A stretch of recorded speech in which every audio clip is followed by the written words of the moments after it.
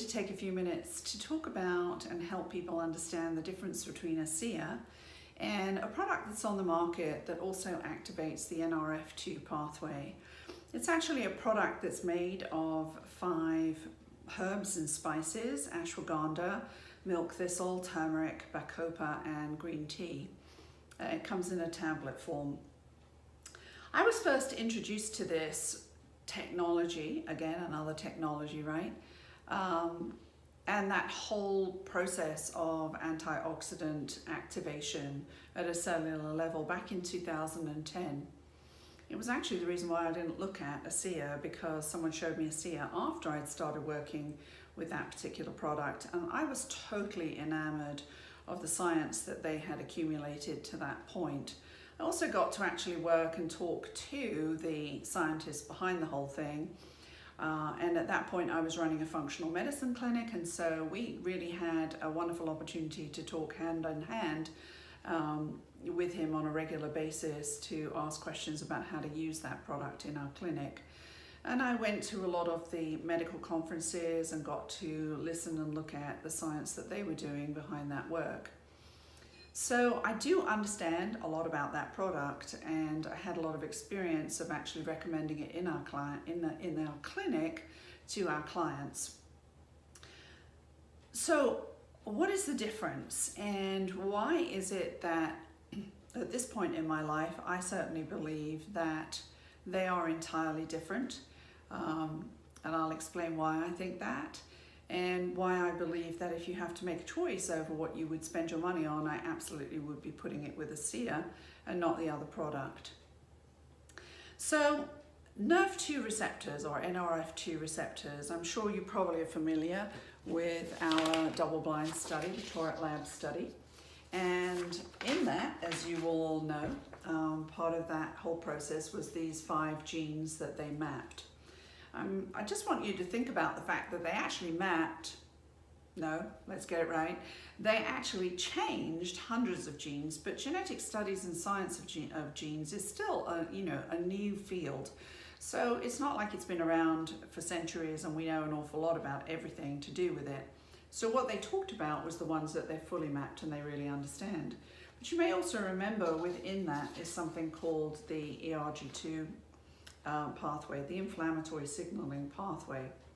So those of you who've seen this study will remember pathway 4 is the door that is opened up within this gene signaling pathway. So the pathway opens up and it opens up 15 other doors behind it. This one, the 4th pathway, you'll remember if you look at this, actually is that NRF2 pathway. So the very fundamental difference is that the other product is activating this, whereas Asea is activating all of this. And we haven't even talked about what this influence is, or these other 4 pathways influence, but we know for definite here in that inflammatory signaling pathway that the NRF2 is one of 15 pathways that Asea is changing. So I did not appreciate that, and I think the challenge is, because they do have a lot of background science, that the mindset is really no different than politics, right? You know, people have 2 different opposing opinions, and when somebody puts forward an opposing opinion from the one that you hold, if you're really, really passionate about where you stand, you probably don't want to hear it. So that would be a similar kind of situation that we often find ourselves in, and I certainly have found myself in when I've met people subsequently, now I'm really involved in Asea, who will want to say, and I'm sure those of you who've been in that situation, where's the double-blind published studies on Asea? So here's a really important piece to understand about this, and it took me probably about a year to knock myself against the side of the head and go, aha. Think back, so superoxide dismutase is a redox molecule, right? It took 30 years for them to study that it actually was a redox molecule, and that has spurred the next 20 years of redox biochemistry research. If we think back to how Vertus Norton first got involved in this, right? What did he get involved in? A company that was working in studying these molecules, even though they really didn't know that they were redox molecules at that point. they were manufacturing them, right? That he was given one of these little machines to take home and to actually manufacture the redox molecules on the spot and to drink them, which is why he knew that they benefited him. This was my aha. What is this, for example, right? There's the brand name, right? You saw that briefly, Kleenex. So Kleenex is a brand name. It's a trade name for what is inside, which is Kleenex. Tissues, the tissue is inside. So when we look at a bottle of Asea, Asea is the brand name for the redox molecules which are inside. The making of redox molecules and the studying of redox molecules is not new, right? People have been making these things, and that's why Verdis had a chance to experience it for at least 20 years, which is why the published studies are on the redox molecules. So if you look at PubMed and you type in redox, you will see that there's over 200,000 studies on that. Since I joined Asea, there were about 12,000 on the words redox signaling. There's now about 18,000. So redox molecules and the production of them is not a new thing. It's not exclusive to Asea. So it's not Asea's product that one needs to say you have to have a double-blind study on Asea's product, because we're not testing the brand name Asea. What people are studying is a redox molecule which science has been able to produce for 2 decades. So the double-blind studies on the technology of redox molecules are there, right? And we know Asea does its own double-blind research, at least it's third party. It's sent out for other people to conduct that. But I'm really glad that we're not actually in the field of trying to do disease-based double-blind studies that are getting published on PubMed, because we are in the realm of nutritional supplementation. And if any of you look at, for example, that lovely website called Science Based Medicine, we know that it knocks Asea and it'll say, oh, you know, it's just salt water. But if you look at it actually after, and you research this particular product as well, that we're talking about, the tablet, it knocks that one too. It goes into great detail as to why some of their double-blind studies are highly flawed. I'm not casting aspersions on this, and please don't think that I'm trying to say they are, but what I want to reference is that, as the same as Dr. Silverman always says, go back through and find everything that they publish on, because they knock everything because they're drug-based in the background of it. So understand that. So when people say, well, where are the double-blind studies on Asea?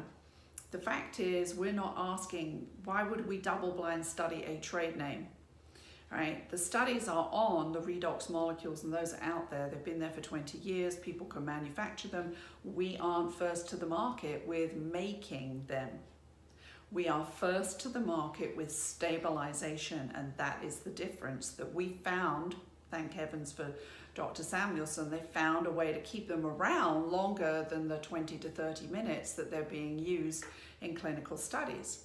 We have a cardiologist that we know who will tell you that they order redox signaling molecules, particular ones, for a particular cardiovascular operation.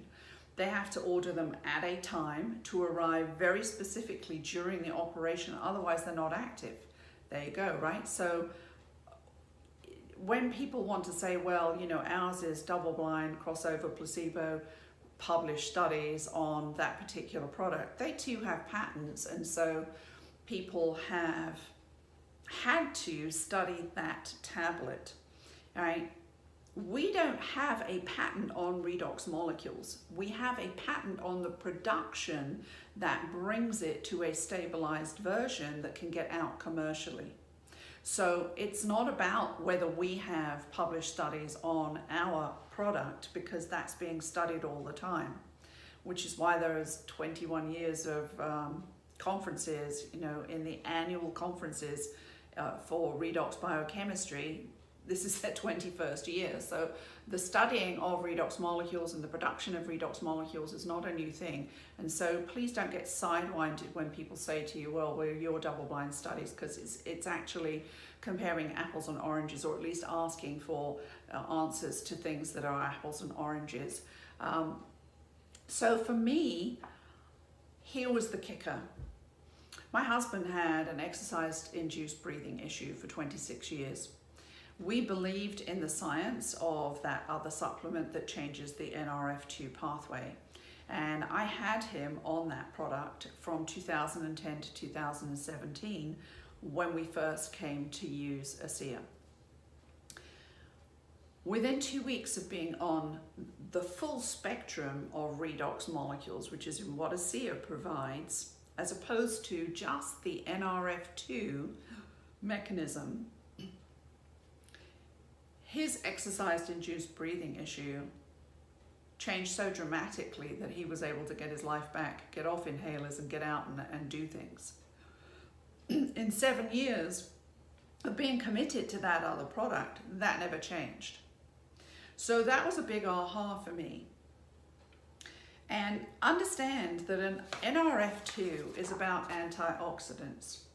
We have another study, right, in Asea on the double-blind placebo study which was done, but this is actually looking at blood work. We know that it activated and increased the internal antioxidant production of glutathione and superoxide dismutase. Superoxide dismutase is an antioxidant, glutathione is an antioxidant. They are both redox molecules, as is nitric oxide, as is hydrogen peroxide. All of those are redox molecules, and the difference is that that other product is only working on the NRF2 pathway, whereas when you take Asea, it's working on multiple pathways, because you're providing the complete spectrum of redox molecules, not picking out on one or two. But the NRF2 pathway was such a big aha at the time for me, because it was so exciting, because this is like switching on your mains plug to the house, right? You go and you flick the switch and all the lights turn on in one go, bingo.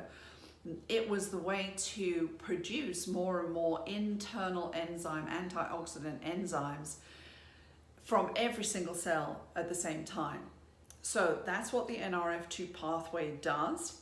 It does it with that other product, but it also does it obviously with Asea, because it's the same pathway that's working.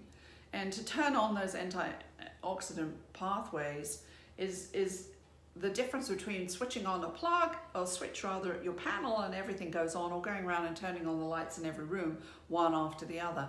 We consume antioxidants, but there is just no way that you can consume enough to do what it does when you actually activate those redox molecules and those pathways internally.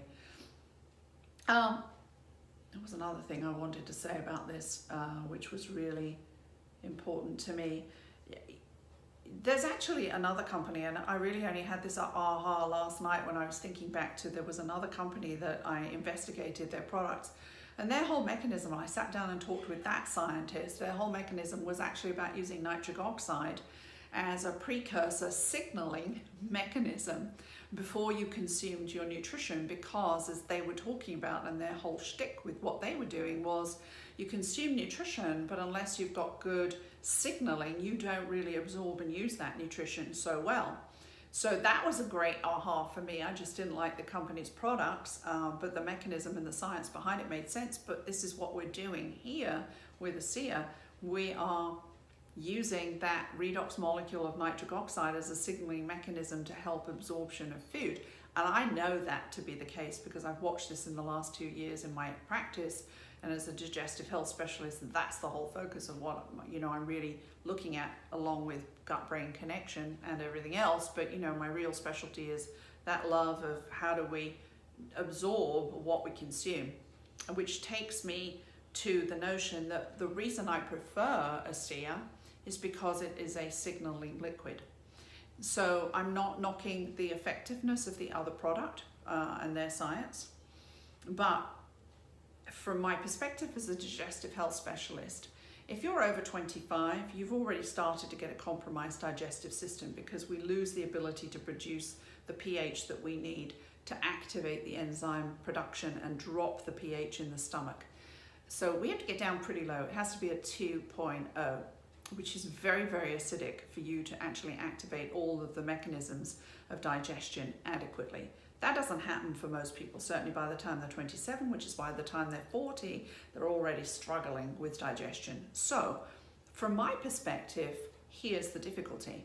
You may have something that in a combination is shown to affect and improve the NRF2 pathway, but there's a long way between the mouth and absorption. And I always view it as like a hurdle race, right? There's lots and lots of hurdles between the mouth and getting it into the tissue that we have to negotiate and navigate. And knowing how compromised most people's digestive systems are, that is the major challenge with any supplement, is absorption. So for me, tablets are a very old delivery system that has a big challenge. You have to break them down much more than you would a capsule. And that's why I would go from tablets to capsules to liquids, because liquids are more absorbable. You bypass a lot of those challenges that people have. So if I'm going to make a choice about how I want to improve, I would not at this point take a tablet that has to be broken down and the materials have to be metabolized and used to influence the tissue level to increase that NRF2 pathway, when I can just do a signaling mechanism with Asea and put it in my mouth and bingo, it's working already. So I hope that might be helpful.